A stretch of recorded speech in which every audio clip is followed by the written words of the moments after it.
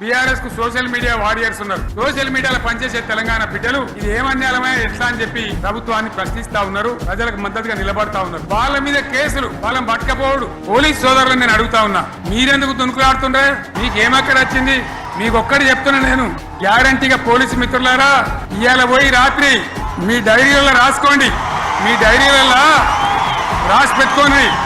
100కు 100% ఇలా తెలంగాణ చెలరేగిన పరిస్థితికి మళ్ళా వచ్చేది బీఆర్ఎస్ గవర్నమెంటే. అది ఎవరు కూడా ఆపలేడు.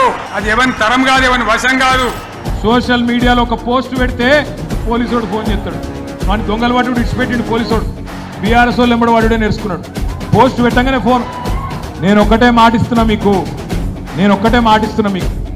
మళ్ళా మన టైం వస్తుంది. మళ్ళా బరాబర్ మన టైం వస్తుంది.